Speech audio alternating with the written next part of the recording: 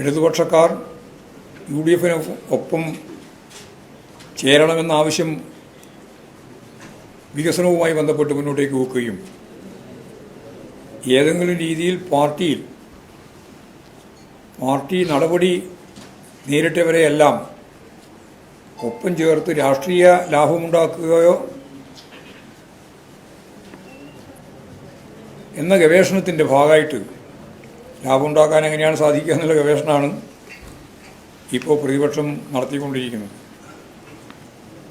എന്നാൽ ഈ ഒരു സന്ദർഭത്തിലാണ് ഈ മണിശങ്കർ അയ്യർ വ്യക്തമായി ചൂണ്ടിക്കാണിക്കുന്നത് ഇടതുഭരണം തുടരണമെന്ന് അദ്ദേഹം ആവശ്യപ്പെടുകയാണ്. മണിശങ്കർ അയ്യർ അഖിലേന്ത്യാ അടിസ്ഥാനത്തിലുള്ള കോൺഗ്രസ് നേതാവാണ്, മുൻ കേന്ദ്രമന്ത്രിയുമാണ്.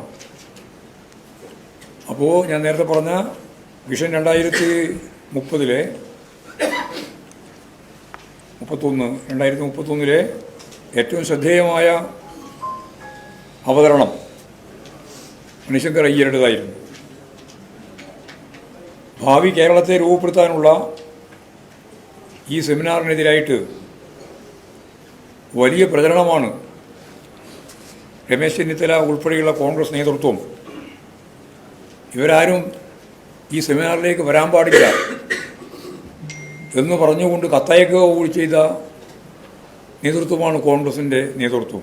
അതായത് 2031 വിഷൻ ചർച്ചയ്ക്ക് വികസനവും ജനാധിപത്യവും എന്നുള്ള വിഷയം അടിസ്ഥാനപ്പെടുത്തിയിട്ടുള്ളതാണ്.